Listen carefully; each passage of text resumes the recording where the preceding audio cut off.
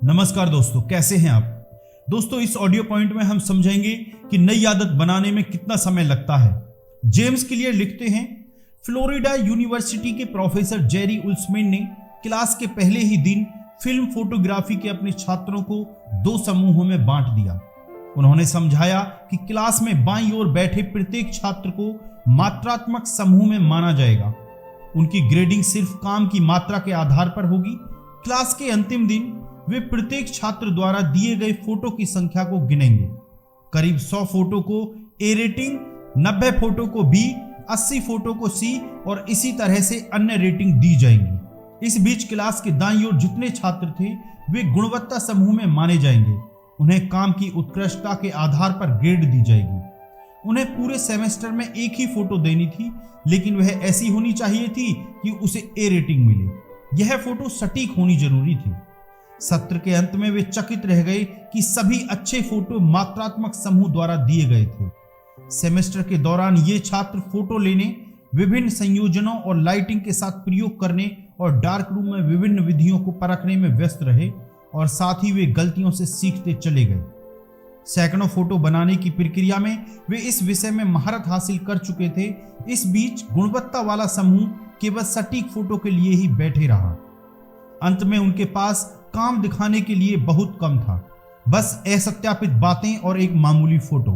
बदलाव के लिए सबसे अच्छी योजना को ढूंढने में उलझना आसान है, जैसे सबसे तेजी से वजन कम करने का उपाय, मसल्स बनाने का श्रेष्ठ प्रोग्राम, साइड जॉब का सबसे अच्छा उपाय। हम सबसे अच्छे उपाय पर इतना ध्यान केंद्रित किए रहते हैं कि हम कभी भी इस पर काम नहीं कर पाते। मैं इसे काम में प्रवृत्त होने और क्रियाशील होने के बीच का अंतर कहता हूँ। 2 विचार लगते तो एक समान हैं, लेकिन एक समान होते नहीं हैं। जब आप काम में प्रवृत्त होते हैं तो रणनीति और योजना बनाकर सीख रहे होते हैं। ये सभी अच्छी बातें हैं, लेकिन इससे परिणाम नहीं मिलता है। दूसरी ओर क्रियाशील होना एक प्रकार का व्यवहार है जो परिणाम देता है। यदि मैं किसी आलेख के लिए 20 विचार रखता हूं जिसे मैं लिखना चाहता हूं, तो यह कार्य में प्रवृत्त होना है। यदि मैं वास्तव में बैठकर आलेख लिखता हूं तो एक क्रियाशील होना है। बेहतर आहार योजना की खोज करना और उसके लिए इसी विषय की पुस्तकें पढ़ना आदि प्रवृत्त है। यदि आप सेहतमंद आहार खाने में लगते हैं तो यह एक क्रिया है।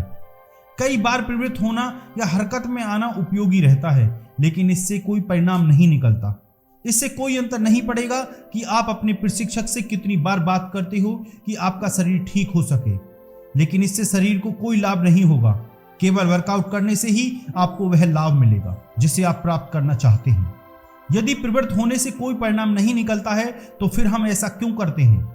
कई बार हम इसे इसलिए करते हैं क्योंकि हम उसे योजनाबद्ध करना चाहते हैं या और सीखना चाहते हैं, लेकिन अक्सर हम यह इसलिए करते हैं क्योंकि इससे हमें लगता है कि हम बिना असफलता व जोखिम लिए कुछ प्रगति कर रहे हैं। हम में से अधिकांश निंदा से बचने में माहिर हैं। सबके समक्ष विफल होना किसी को भी पसंद नहीं है, इसलिए हम ऐसे हालात से बचने की कोशिश करते हैं। यही सबसे बड़ा कारण है कि आप क्रिया करने से पहले हरकत में आ जाते हैं। आप असफलता को टालना चाहते हैं। हरकत में आना और अपने आप को समझाना आसान है कि आप अभी भी प्रगति कर रहे हैं।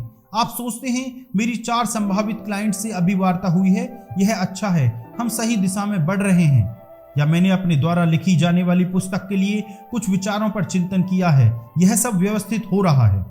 प्रवृत्त होने या हरकत में आने पर आपको लगने लगता है कि आपकी चीजें हो रही हैं, लेकिन वास्तव में आप कुछ कर लेने की तैयारी कर रहे होते हैं। यदि तैयारी में टालमटोल होने लगे तो आपको कुछ बदलने की आवश्यकता रहती है। आप सिर्फ योजना बनाना नहीं चाहते हैं, आप अभ्यास करना चाहते हैं। आप किसी एक आदत में महारत हासिल करना चाहते हैं। इसकी चाबी बार बार दोहराव करने में है, सटीक होने में नहीं। आपको नई आदत की हर विशेषता पर गौर करने की आवश्यकता नहीं है। आपको मात्र अभ्यास करना है, आपको इसे बार बार करते रहना है। दरअसल आदत बनना एक प्रक्रिया है जिसमें बार बार दोहराव से कोई व्यवहार धीरे धीरे स्वचालित हो जाता है। किसी क्रिया को जितना दोहराते जाएंगे, मस्तिष्क की संरचना बदलकर उक्त क्रिया के प्रति अधिक प्रभावी हो जाती है। न्यूरोसाइंटिस्ट इसे लॉन्ग टर्म पोटेंशियल कहते हैं, जो क्रिया के ताजा पैटर्न के आधार पर मस्तिष्क में मौजूद न्यूरॉन्स के बीच के संबंधों को व्यक्त करता है।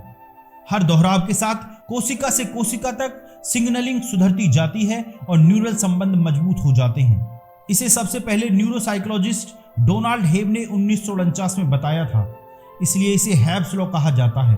न्यूरॉन जो एक साथ काम करते हैं, एक साथ जुड़े रहते हैं। बार बार कोई आदत दोहराने से मस्तिष्क में स्पष्ट बदलाव होते हैं। संगीतकारों में सेरेबेलम उन लोगों से बड़ा होता है जो संगीतकार नहीं होते हैं। सेरिबेलम शरीर की हलचल के लिए जरूरी होता है, जैसे गिटार के तार चलाना या वायलिन बजाना आदि। गणितज्ञों की इंफीरियर पैराटाइल लोब्यूल में ग्रे मैटर बढ़ा हुआ होता है, जो गणना और जोड़ घटाव में निर्णायक भूमिका निभाता है। इसकी आकृति का संबंध उस क्षेत्र में बिताए समय से होता है। जितने पुराने गणितज्ञ आप होते जाएंगे, जितना अनुभव आपको आता जाएगा, यह उतना ही ग्रे मैटर बढ़ता चला जाएगा। जब वैज्ञानिकों ने लंदन में टैक्सी ड्राइवरों के दिमाग का विश्लेषण किया तो उन्होंने पाया कि हिप्पोकैम्पस स्थानिक स्मृति में शामिल मस्तिष्क का एक क्षेत्र गैर टैक्सी ड्राइवरों की तुलना में टैक्सी ड्राइवरों में काफी बड़ा था। इससे भी अधिक आकर्षक बात यह थी कि हिप्पोकैम्पस के आकार में तब कमी आई जब कोई ड्राइवर सेवानिवृत्त हो गया। नियमित वजन प्रशिक्षण के प्रति प्रतिक्रिया करने वाले शरीर की मांसपेशियों की तरह मस्तिष्क के विशेष क्षेत्र उस तरह ढल जाते हैं जैसा उनका उपयोग किया जाता है, और जब उन्हें छोड़ दिया जाता है तो उनका क्षय हो जाता है। निसंदेह आदतों को स्थापित करने में पुनरावृत्ति के महत्व को तब मान्यता दी जा चुकी थी जब तक कि न्यूरोसाइंटिस्ट ने इस ओर झांकना तक शुरू नहीं किया था। 1860 में अंग्रेजी दार्शनिक जॉर्ज एच लेविस ने कहा था, एक नई भाषा सीखने में, एक वाद्य यंत्र बजाने में या अनभ्यस्त शारीरिक गतिविधि को करने में बड़ी कठिनाई महसूस होती है, क्योंकि जिन चैनलों के माध्यम से प्रत्येक अनुभूति को गुजरना पड़ता है वे स्थापित नहीं हुए होते। लेकिन जल्दी से किसी भी दोहराव से एक मार्ग खुल जाता है तो यह कठिनाई गायब हो जाती है। क्रियाएं इतनी स्वचालित हो जाती हैं कि उनका प्रदर्शन किया जा सकता है, जबकि मन अन्य बातों में लगा होता है।